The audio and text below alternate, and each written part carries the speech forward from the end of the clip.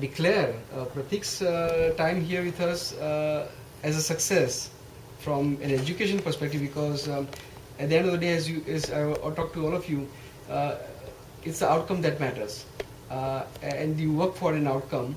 The process is also important, but if the outcome is not good, howsoever good the process is, that will it'll be hard to be very happy about.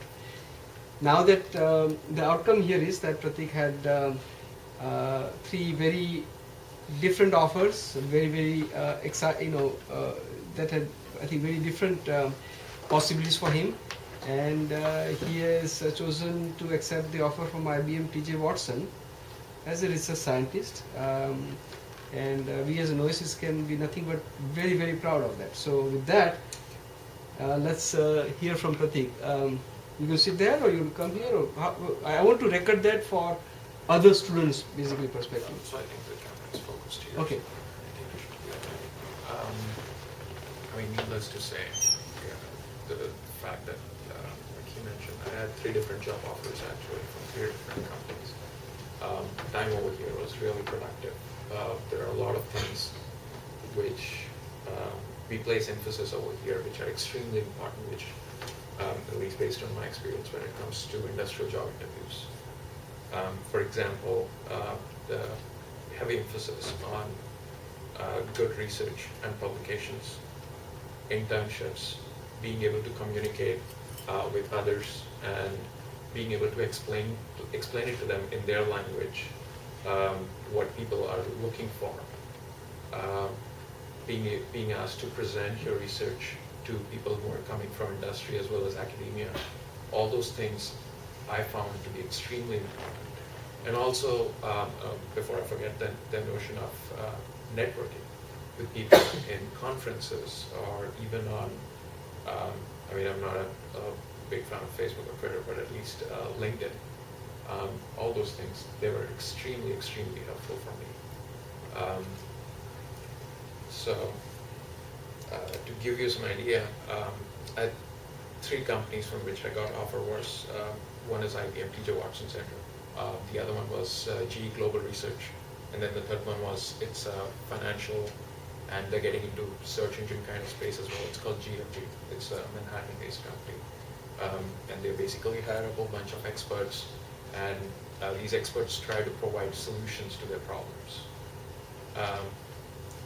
All these 3 interviews which I had, they differed to a considerable extent in their nature.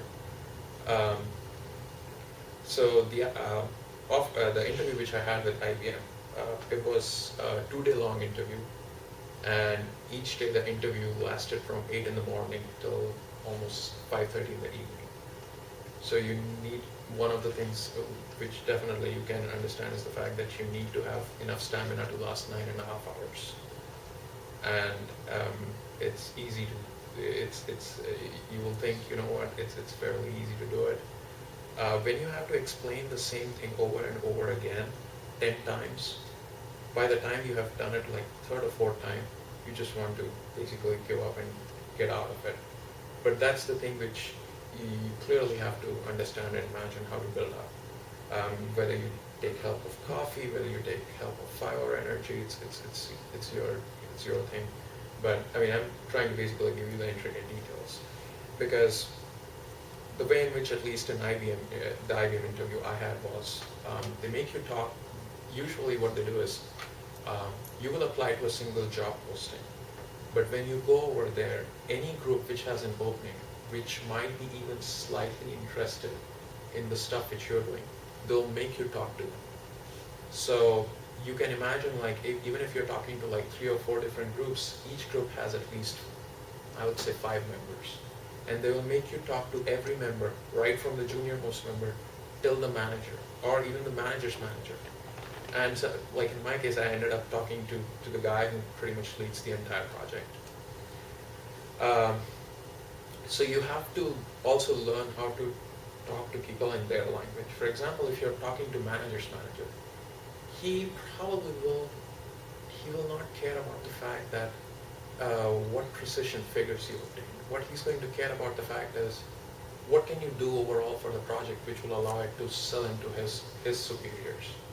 And if you can demonstrate that, he will listen to you. If you cannot demonstrate it to that, if you try to stick to him and try to talk to him and say, I use bubble sort and I improve bubble sort on MapReduce, he probably has no idea what you're talking about. So it's a very important thing is being able to talk to people in the language which they understand. And you have to understand it from the way in which the person is approaching the question and the way in which he refines the question. So if he says, give me more technical details, then you have to provide more technical details to him. But if he's asking stuff like, there were certain people that basically asked me straight away, what can it do for me? I have this problem, what can you do for me? So you have to explain it to them in a very broad sense. That being said...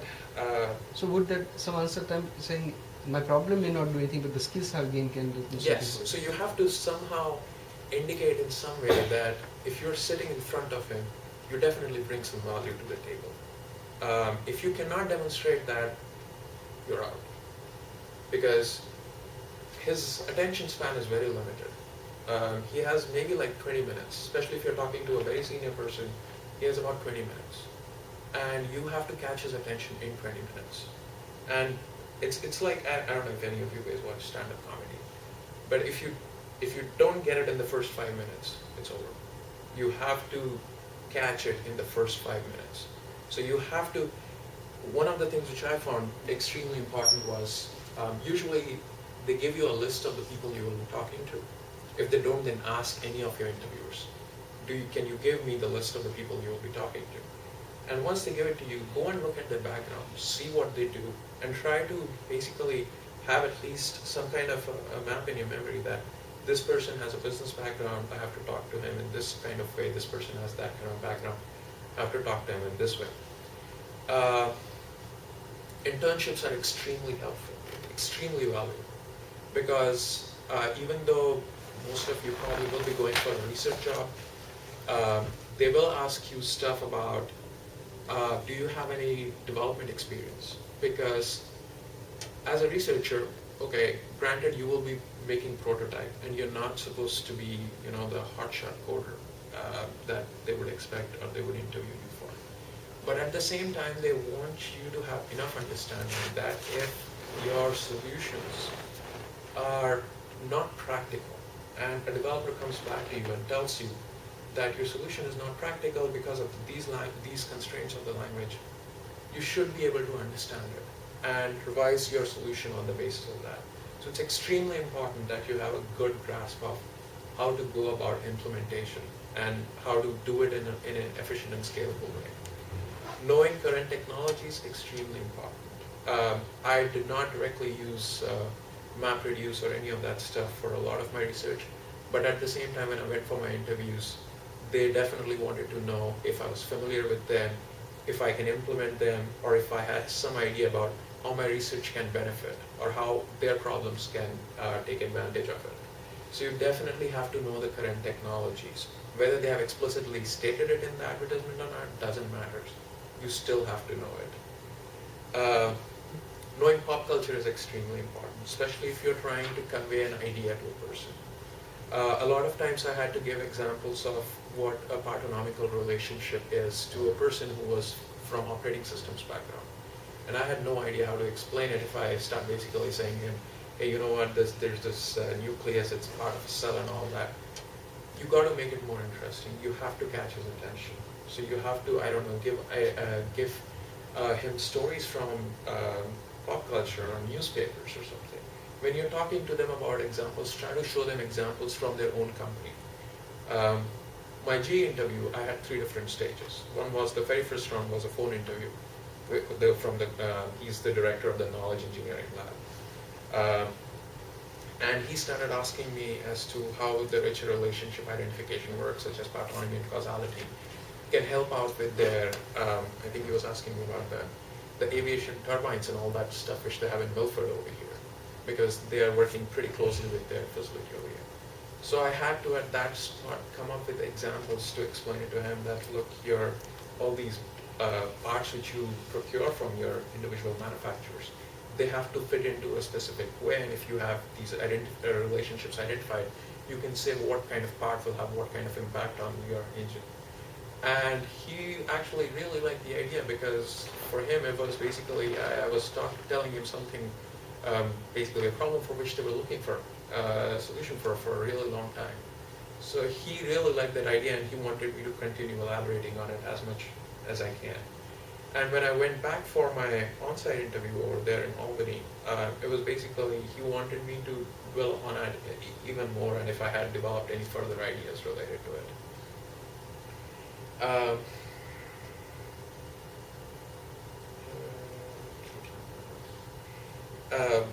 Coming to LinkedIn, one of the job interviews which I got actually related to GLG, I got it right from the interview to the offer. I got it completely through LinkedIn. I was basically a member of a bunch of groups, semantic web, semantic search, and all that. And I don't know if you guys keep up with the latest like trends in industry and how they hire and all that. A lot of the hiring is basically going through LinkedIn, even for research jobs. They basically hire recruiters. They post the initial advertisements. The recruiters screen the people, and these recruiters are completely different from the actual company. They have no connection whatsoever to the company. The only purpose they serve is, the companies don't want to deal with the plethora of candidates, so they want to filter out these people. So these recruiters basically go ahead and do it for them. They have an understanding of technical skills as well as the needs of the company. So basically, I ended up contacting a particular person. I had to schedule 3 different rounds of interviews, and one of my interviews started in a very interesting way. The CTO basically said, "I'm giving you $1 million. What are you going to do with it? What's your idea? What kind of technology can you provide me which is going to give me a good return on investment?" So you have to have at least some grasp of these kinds of things as to what is the latest problem in technology. And in my opinion, the best way of understanding these things is read stuff which is not even directly related to your research. Like, I don't know, RSS feed, Read Write Web, Wall Street Journal. Read any of these things and see what people are looking for, what are the current problems which they're interested in finding. Coming back to pop culture, if you can relate it to the person who is interviewing with you, and if you can make him laugh, half of your job is done. Had an interview with Bloomberg Search. So initially they interviewed me for a product manager position, and the guy started talking to me about Scalia's blog, and there was a reference to that in Jon Stewart's show, which was the night before, and I ended up mentioning it. "Oh yeah, I'm familiar with that.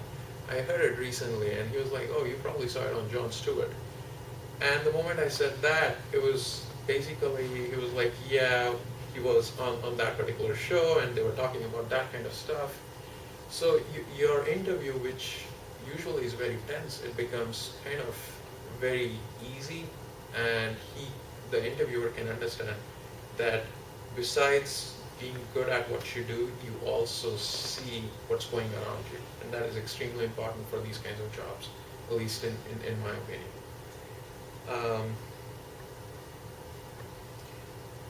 Writing your papers as well as proposals, it's going to help you out in terms of being able to communicate your idea in a very effective way. Papers and proposals, their language is a slightly different kind, because in papers you give a lot of details about your approach, which is extremely helpful if you're talking to a person who's very detail oriented. But in case of proposals, because you're trying to give a broad overview as well as explain in an abstract way how that can be solved, it will definitely help if you're trying to talk to, let's say, a business manager. And they usually make you do that. I did not have even a single interview where I only interviewed with the technical folks. They always make you talk to business guys, and the business guys give feedback as well, that hey, this guy understands what you're looking for, and it works fine. So it's a combination of all these factors, but needless to say, you have to place a really good emphasis on research and making sure that you're trying to solve problems which are relevant and which are up to date in the industry. So what group are you joining? It's called the Stream Computing Group. What they're trying to do is, I actually thought of including it, but it skipped my mind. It's a big umbrella. It's called Project S, and their objective is pretty ambitious. They want to consume any sort of digital data which is produced on this planet, and being able to identify important relationships between entities which are part of this digital data, how they are related to each other, how they can exploit it for better advertisements, how they can suggest that a lot of the clients are actually big banks.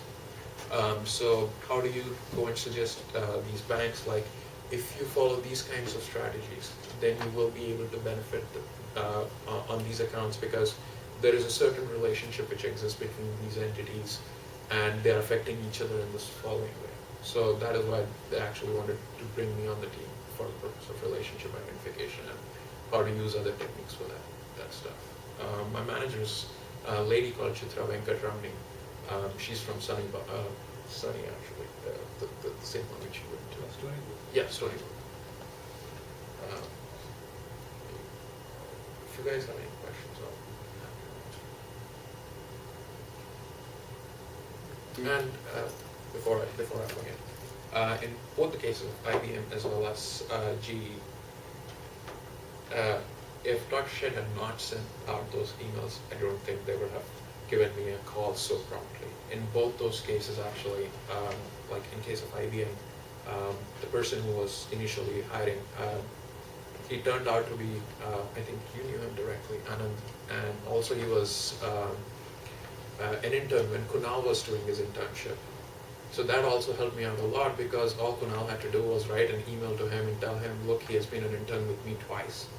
He's a really good guy. I would have hired him, but we are not doing it because of so-and-so reasons, and he also included it in his recommendation letter. And the same recommendation letter goes to, they basically make copies of it and it's circulated in the team. All the 20 people who are going to interview you, they are going to have your complete profile in front of them.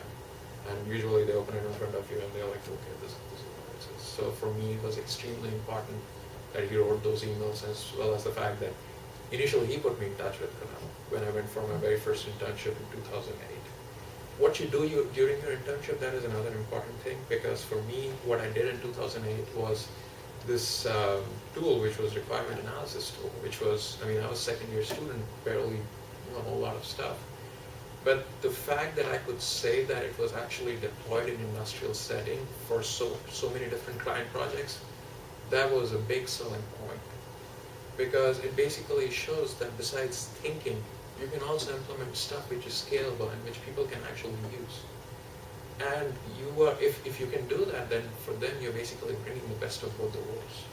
I emphasize that a lot in my letter itself, because I understand, what sells, what makes sense to do.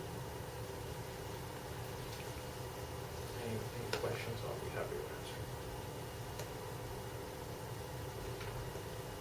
Did they ask you to give assignments or anything? So it depends. There are, these two are not the only companies with which I interviewed. I interviewed with some other companies as well. There are certain companies where they don't go through your CV or your resume at all.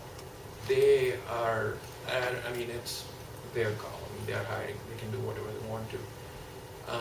So they basically just start, all right, I have this huge data set, sort this data set for me in this much time complexity.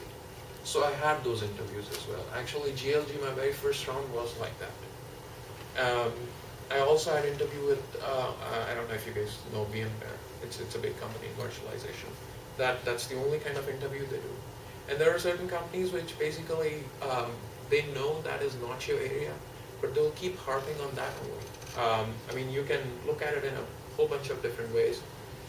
They want to see if you can think outside of the box.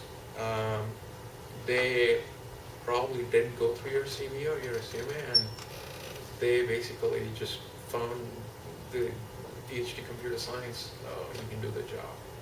So yes, there are interviews where you will have that. So you definitely have to refresh your basic data structures, algorithms, and all that.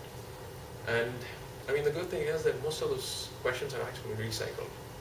If you go on the web and if you type it, they're basically asking the same questions. Every company is asking the same set of questions. So a couple of websites, I think it's. The question is whether they use that to initially funnel down and then go with the real interview looking for other aspects of your abilities, or they kind of just more or less select based on engineering. I'm guessing, I can't be 100% sure, but I'm guessing that some of the companies are simply looking for hiring engineers. And then for them, many other things, thinking out of the box, it may be useful, but and certainly the other things that he mentioned in the IBM kind of interviews, or even G kind of interviews, they may not be, going through all that stuff. They have a, many of the increasing number of jobs are with startups or small companies, and so there is only 2 or 3 or 4 people to talk with. And if your job is going to be primarily 80% of the job is to do implementation, I don't know how much important it is for them to interview in other aspects of it. Now, what I have noticed time and again is that Kno.e.sis students are going to do much better when the interviews are, broad interviews with humans. If the interviews are primarily all this, here's a software problem and tell us how to solve it, and all those written questions or exercise and so on and so forth, then you are at exactly the same level at anybody else. And perhaps I don't know how much competitive advantage you have compared to some other person who has graduated from a small group with only 2 students. Because they can also do all the technical things.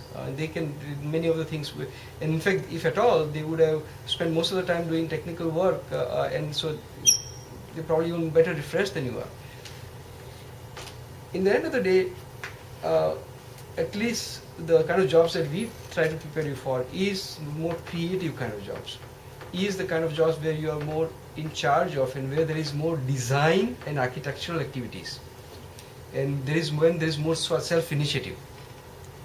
And if you are only, if the company culture is primarily engineering and improving just the things it is, and there are 2 people, the founder, CTO, and architect, they are the only ones who think about what to do, then perhaps maybe you either may not be the excellent match for them, and even if you are a match for them, you don't have enough competitive advantage to succeed with them in long term and such. So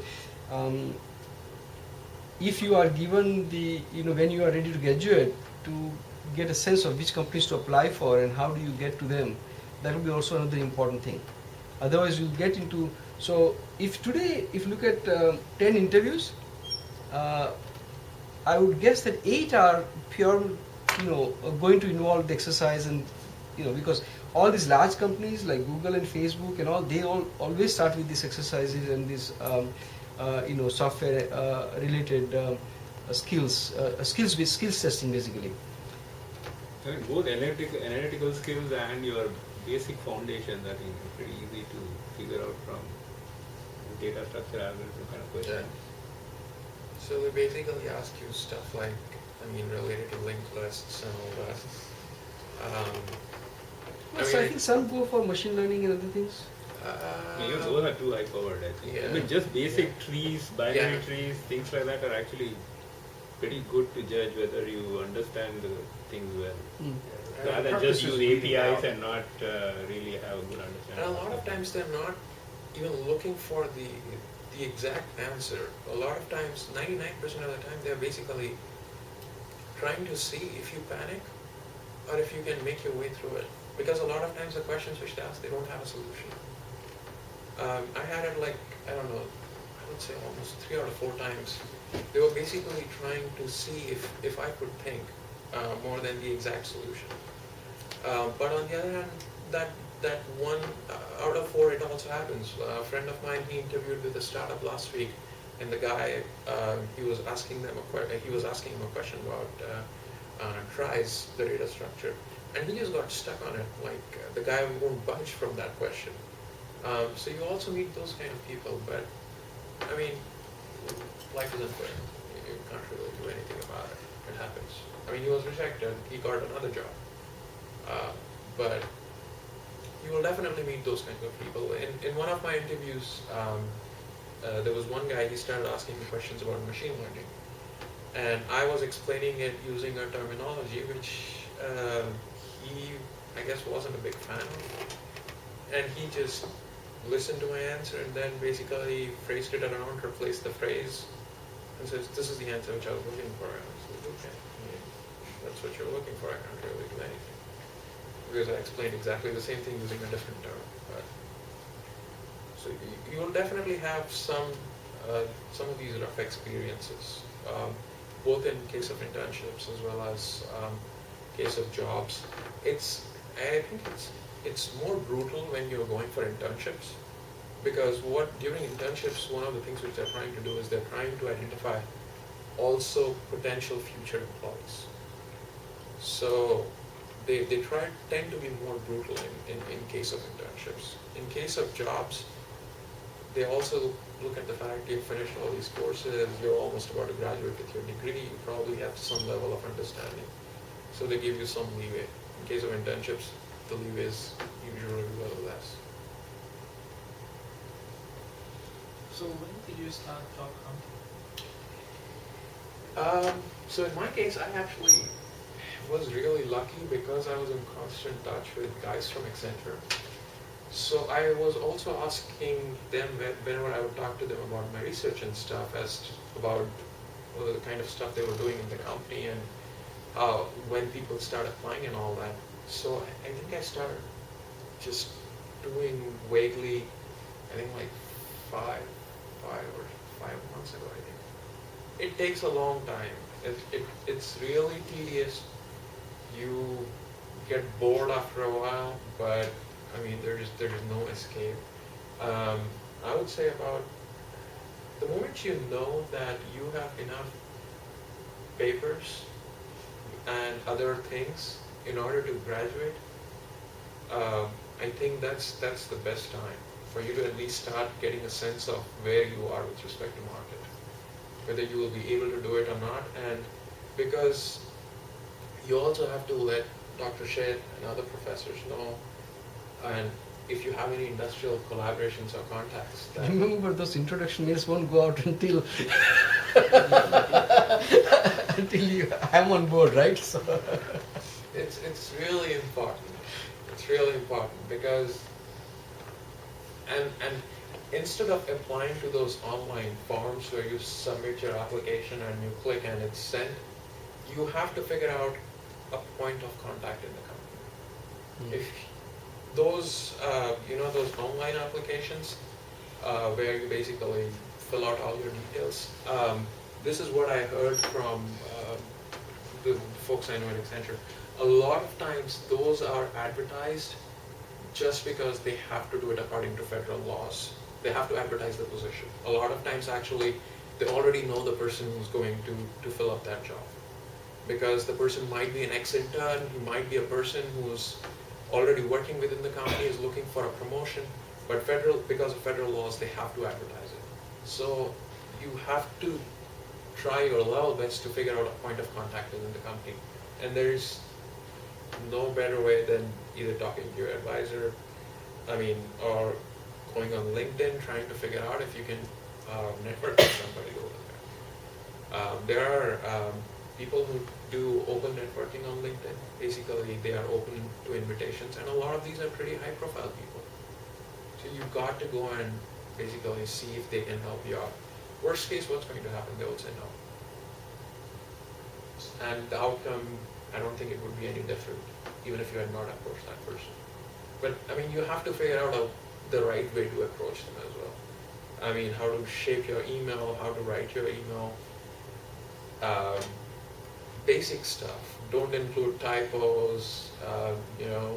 Make sure once you're done with your interview, send out, an email saying thank you, just to reinforce the fact that this person talked to me, and he talked to me about all these things, and therefore, whenever they will have their meetings, they basically sit down in a group and they try to see how the candidate did.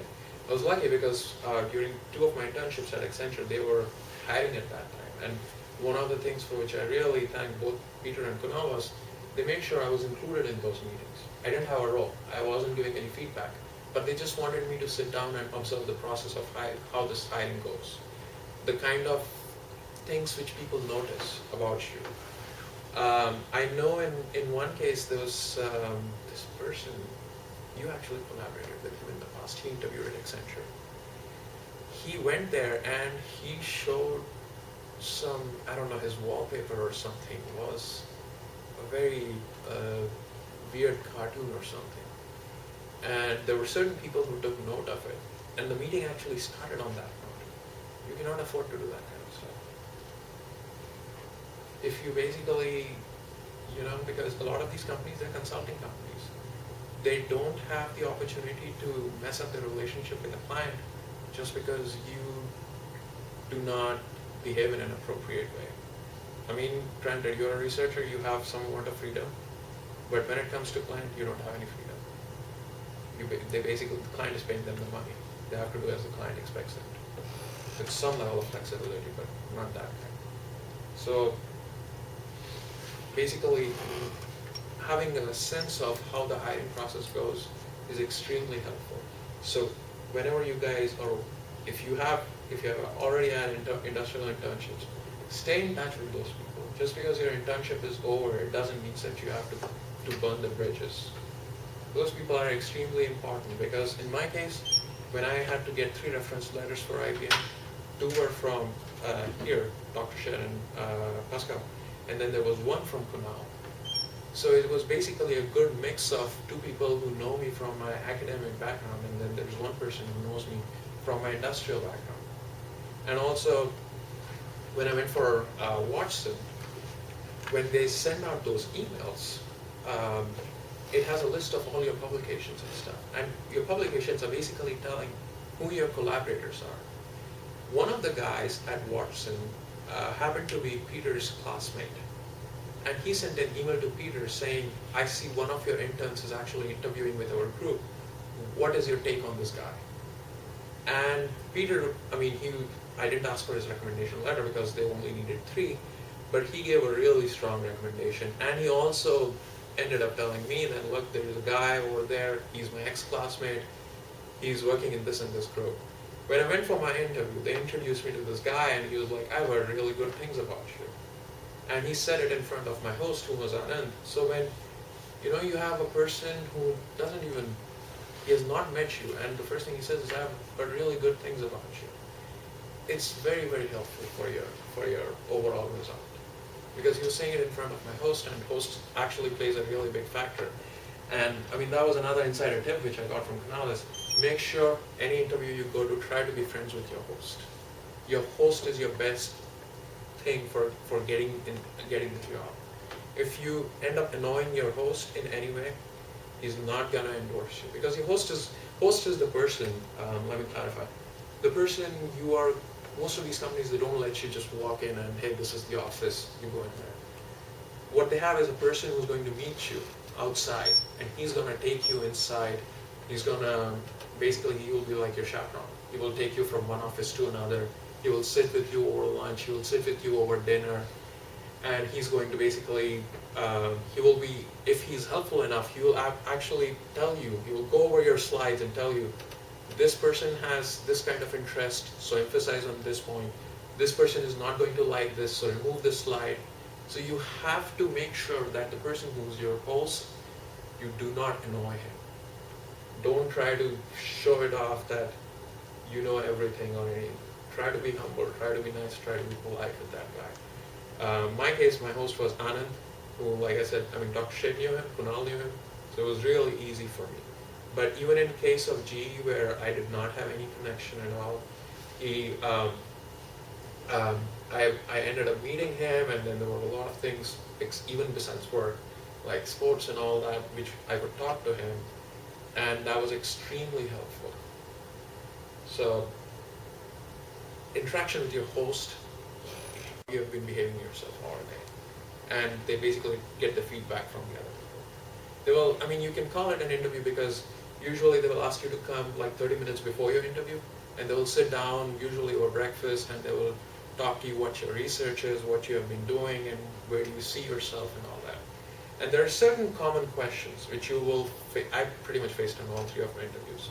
Where do you see yourself 5 years from now? It's a very cliche question, but everybody wants to know it. Then they ask you if you have any questions. Not asking any question basically shows the fact you don't care. That is what I did a lot of Googling about all these kinds of things, and there were a lot of HR people who write their blogs. They basically tell you, try to at least ask them basic stuff. What is their day-to-day work life like? How much time do they spend on, if you're going to a consulting company, how much time do they spend going to client projects versus doing actual work? Show some kind of interest in how their day-to-day life is, how the company acts, even basic questions like, what are the current projects you're working on? And always try to ask, where do you see the person whom you're going to hire fit into your entire ecosystem? A lot of times they don't have a good idea. A lot of times they will tell you exactly what they're looking for. Like, we want the person to come and do X, Y, Z for us. So you have to show that you're interested in the company as well as in the job. So it's a mixed bag of all these things, and you can get a whole lot of insights by, even looking up online for interview tips and all that. They definitely help. There are also a lot of things which you'll find stupid, like everything on the internet, but you'll have to use your discretion to filter it out. Any question? Yeah, just out of curiosity, what kind of jobs you came across? Were they a research job or development job? Actually, it varies. I think the most important thing is, what do you want to do? For example, even if you take the 3 people we have right now, I know for a fact, Corey has an inclination towards academic jobs, and academic jobs were not something which I found very interesting. So it's completely your choice. Not everybody has to become a professor. Not everybody has to become a researcher or a developer, for that matter. So you will always see job openings for pretty much what you want to do. The interview and your profile should be accordingly, though. If you're going for an academic job, there are definitely certain things which you need, which you don't need for an industrial job, and vice versa. For example, your development skills probably will not matter that much if you're going for an academic job. But in industry, industry jobs, so what are developers as well as researchers, and even in case of researchers, there are applied researchers and pure researchers. So I was actually, the kind of profile which I have is, it's kind of like a mix between the two. So I get to work on ideas as well as being able to prototype them, implement them, and see what can be done. And as Dr. Shet said, do we get any jobs where we have to do this architecture and those kind of things? Are they allowing some fresh PhD to do those things, or they want... Look, if they want you to design a specific component or come up with a solution, in reality what you're doing is you're being the architect. Yeah. I'm not talking about, the database architect kind of job, but you're pretty much coming up with a new solution. So I was wondering whether these people, they trust this kind of really fresh people who doesn't know much about that company and their solutions to design something for them and So to use their platform. All these companies, to the best of my understanding, for the first year or so, even Max was, when here, he was telling me that first year or so, you're going to work with somebody, work under somebody. And that's going to basically give you experience, as well as they also monitor you and see how you're doing. Your performance and everything is on the basis of that. So it's not like you land up and, hey, we are starting a new project, you are the in charge.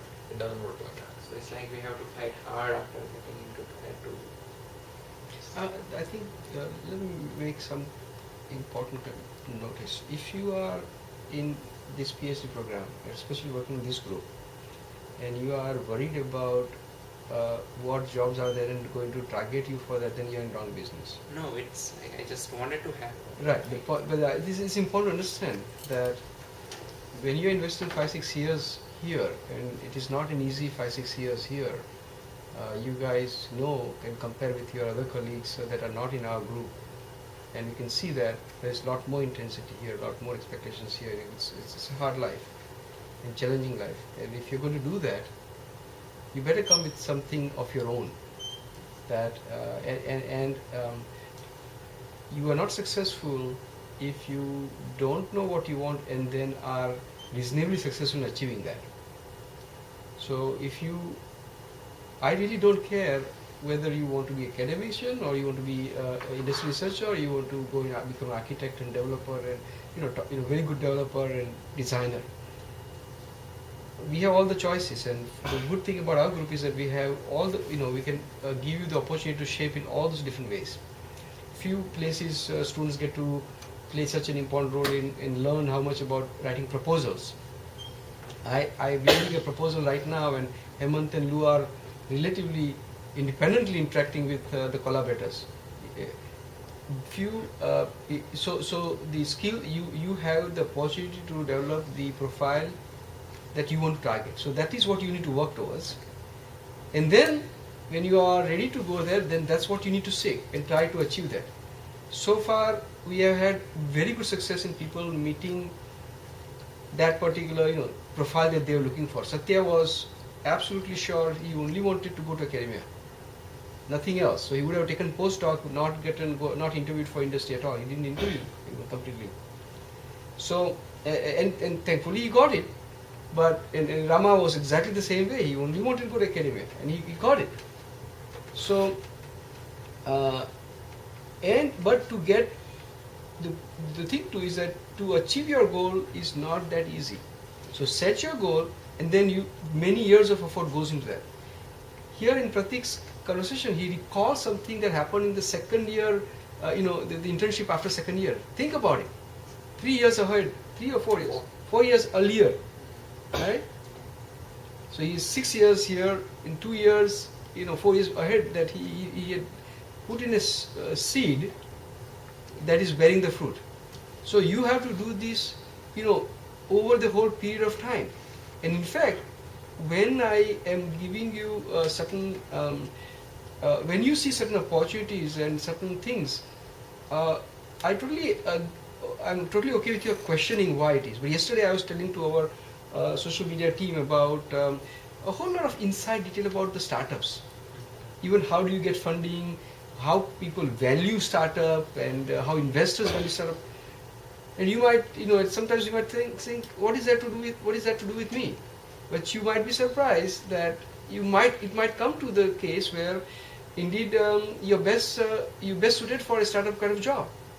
And by the way, if you do get hired in a startup and you choose to get hired in a startup and there are only 5 people, actually you will start working on you will not have, probably some, CTO will be there and he will not have time to mentor you either. Point here is that we develop students who are very mature.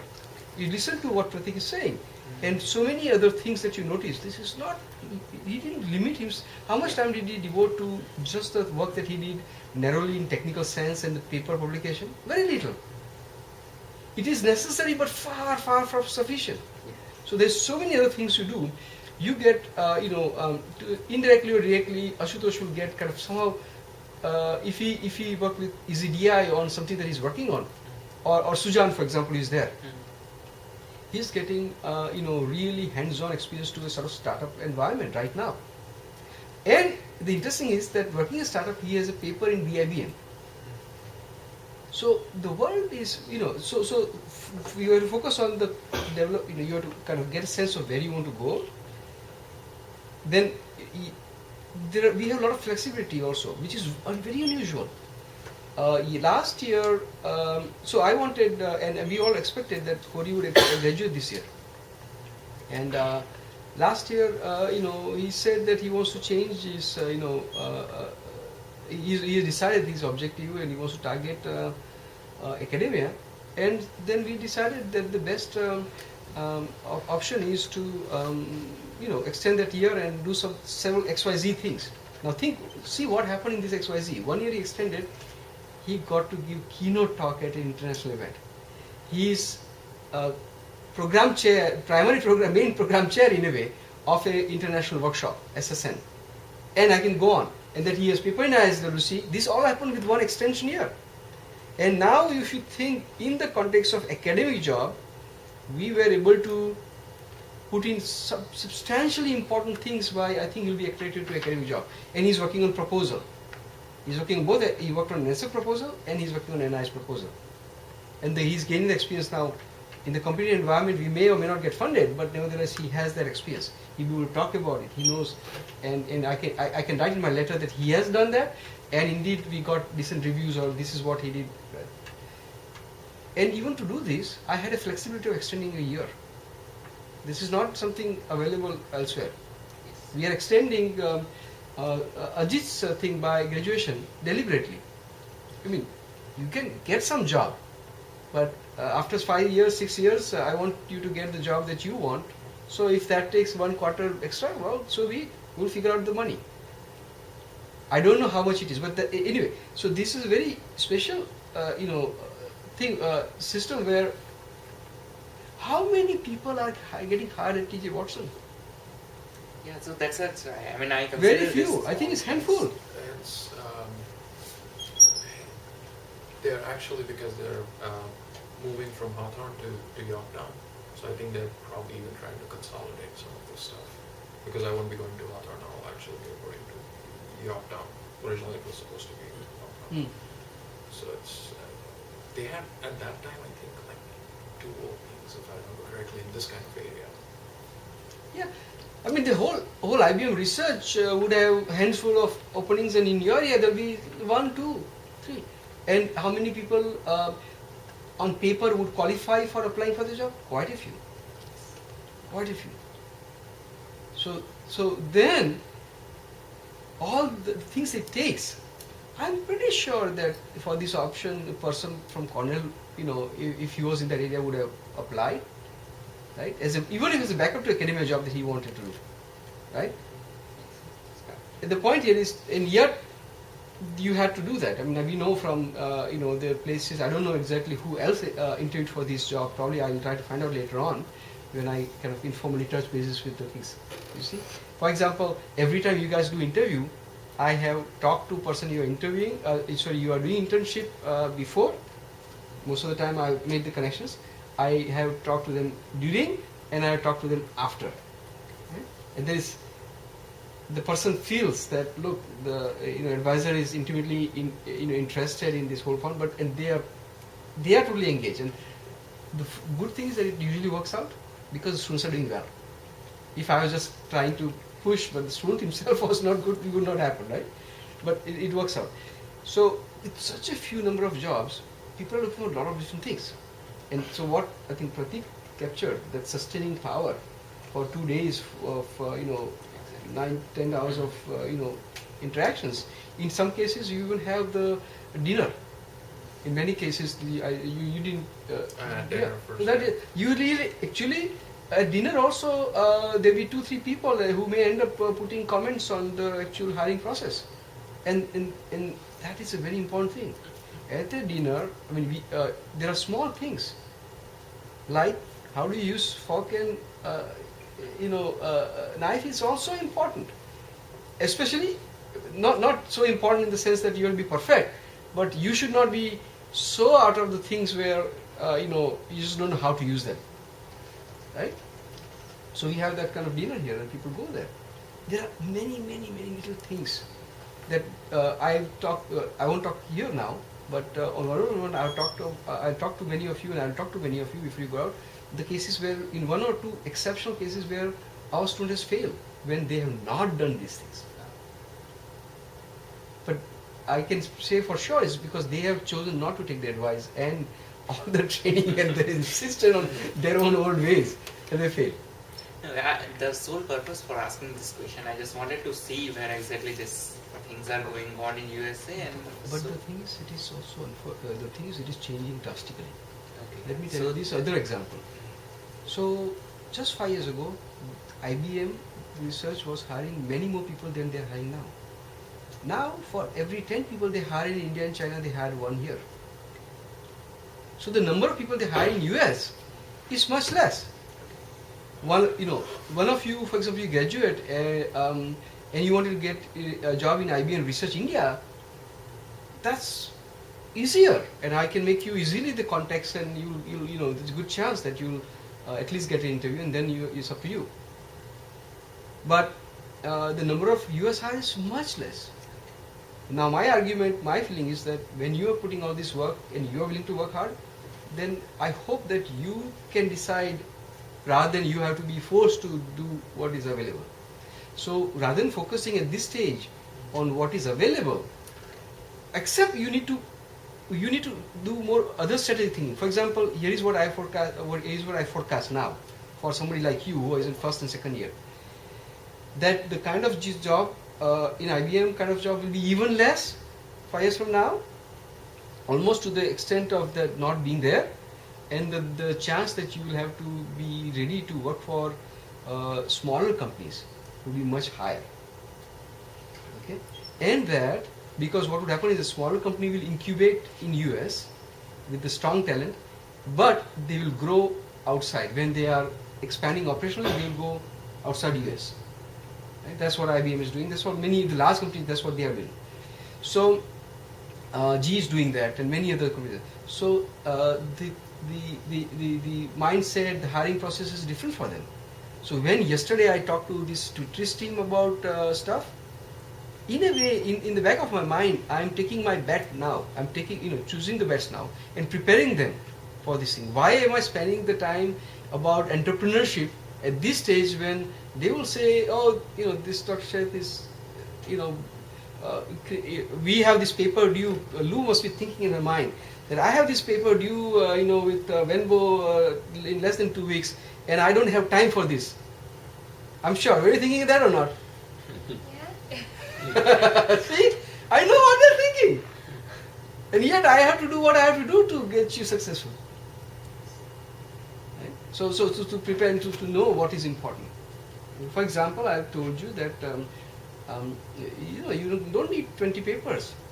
You still need 2 or 3 very solid papers, but you need to be able to build the systems, and you need to be able to demo the system. So, for example, I feel that 3 years from now, when Lou graduates, the chance that one Delta paper, you have to have some papers, but that one extra paper would help her is much less than the fact that she said, oh, there was a startup that used the technology I developed. And here, you can go and look at it. So we have to prepare for these things, because it may come to that. That query for query, publication is no longer going to be enough. I will see, we are, he has to have publication, but we are putting so much, effort in writing proposals and the other things like this internationally visible activity. Otherwise, how is he going to, any place he's going to apply for academic position, I can guarantee that top 10 school people will also apply. People from MIT, Berkeley, Stanford, they will apply for that position that Kno.e will apply for. How is he going to get this? So you develop this unfair advantage story that I have told you, and so on and so forth, and also that breadth and other things. And the point that he made, you be able to see this John Stewart. So I don't come and tell students, I see them seeing John Stewart, during their lunchtime, other time. I don't say stop it. I actually understand the value of those things. To be able to converse on things other than work, or combine those together when he made the point of pop culture is very important. That's why I ask you to read other books. I ask you to read books that are not computer science books. And I buy some of them, by the way, for you to free. So a lot of these things. Right? And especially if you're going for any big company, like I actually have a subscription to Wall Street Journal print edition, and pick up your thing you have to know about how the company is doing, where they're expanding and all that. Because you never know when it will come out. In case of GE, there was some story related to GE having some problems in China. And he ended up mentioning it to me because there was some information integration related issues, and I actually ended up talking to him in detail about it because I had read the story. This guy, Steve Gustafsson, he's the lead, the head of that lab. I was extremely helpful because he didn't have to spend so much of time trying to explain what problem they're working on, because I had some idea about it.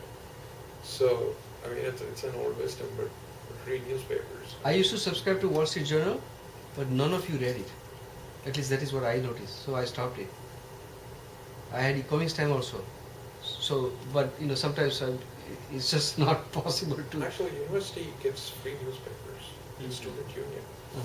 I don't think anybody picks it up, but they have USA Today and New York Times. Yeah, so They somebody do should, the New York Times now? They used to, yeah. They used to, but I don't know if they are. Because they were doing the Daily News, and I tried reading No, that. they definitely have USA Today. It's around the back entrance of Student Union. There is like a pile of newspaper for students for free. The University of Georgia had the same thing. You can basically get USA Today and New York Times for free, and then when the budget cuts happened, I think they cut down on one of them or something. But it's extremely important. Okay, anything else, guys? Anything else you want to say about the things they can do now at Kno.e.sis, other than internships and such? It's the only observation which I have is in line with what you were saying. It's like in economics, they have two different schools of thoughts. One is technology push and market pull, where technology push is basically you keep making new things and you try throwing it out, market may or may not want it. It's becoming more and more like actually market pull. So all the new technologies which companies are hiring for and all that, they really have a need for it. It's not just, oh, he's a computer scientist PhD, so you have to work on related stuff. So try to keep in, like the new technologies and how they've been working and all that, and that definitely helps. That's why. And the issue about kind of more of a self-initiation or meaning being guided to do other things and kind of moving over to the case where you can have your own, you can develop your own viewpoint and or what you want to do or kind of come up with your own ideas. How is that internship is what help you with the transition or something that I was pushing explicitly? Or it's actually it's a mix of the two. I think one thing which is extremely important if you are in research on this is you have to learn to dissent. You have to learn to disagree. You cannot keep nodding and you have to stand up for your point.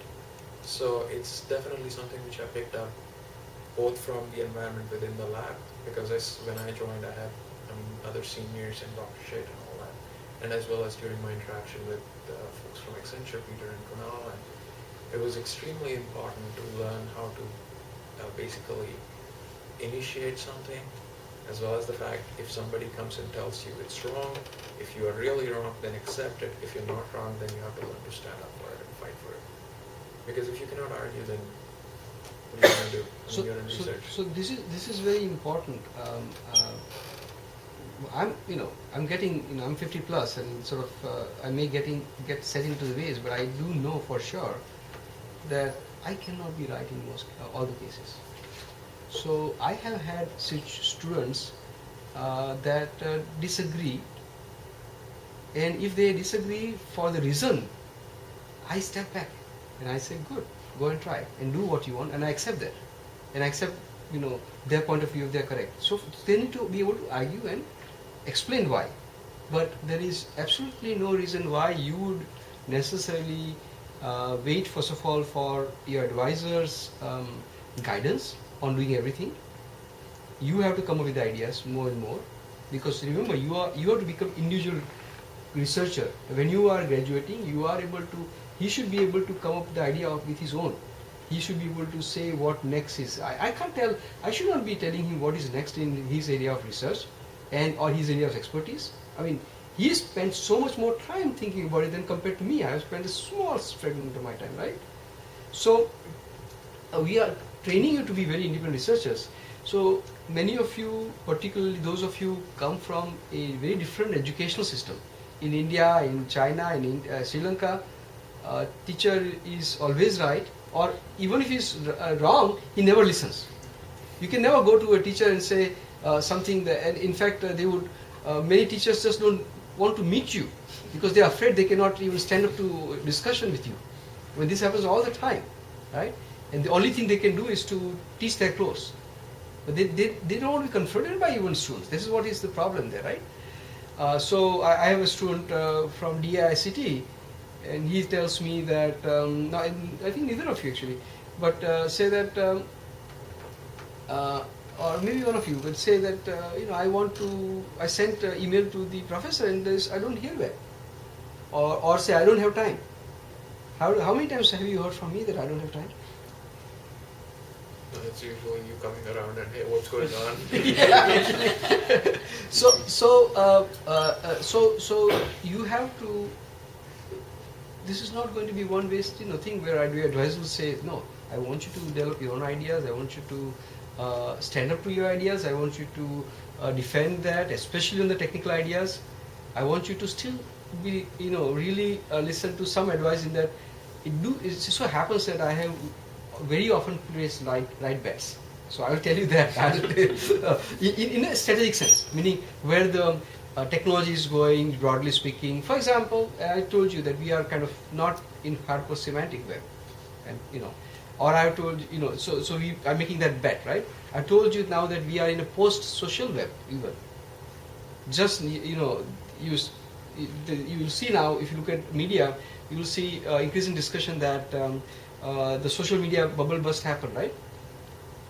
Just today I read Groupon started with 20, now is less than $5 a share. Are you talking about Facebook or? No, Facebook's down to 20. Groupon is less than 5 now. Oh, okay. Because I saw a story about Facebook. Then Facebook is less than 20 now. Okay, so less than half, 50%. But Groupon has been longer, so maybe Facebook will get there. Zynga is less than $3. Right? So I think what? Where did it go? $30 something. Nah. So Facebook was valued at 38. Their IPO was at 38. Yeah, now they have half in just over it's less than 3 months. So the point here is, so maybe it is already in Silicon Valley. There is a bubble burst of thing. Now people like me don't even have I can't afford to just read keep up with all the things that Kalpa writes in his paper. I have to actually pay attention to that. And what is the implication of that? I'll share with you my thoughts on that. And that doesn't mean some popularity, doesn't mean that I'm going to necessarily even agree with that. That you have to apply that. So that's why I'm pushing for this physical cyber social systems as the next generation of stuff. You have to play or competing for human experience. And these are some words, I don't know, somebody, just like I was pushing for semantic information brokering in 1993-94, in the name that stuck was semantic web. So the name may be different than what I come up with, but the general thematic thing may be where we can really be whether be huge job growths or huge research investments, right? So that's what we are going to try and get you. I told the other day that I don't think we are going to have Prateek is link open data PhD. I don't think we are going to have 3 more link open data PhDs. That's just not going to happen because they will not. Link open data will be passe by 3 years. Right? It may be, it may not be, but it won't be at the height of the thing. And you won't get a job because of linked open data. You'll get a job because of integration, which will remain with us. So you need to understand those kind of stuff. Anyway, thank you very much.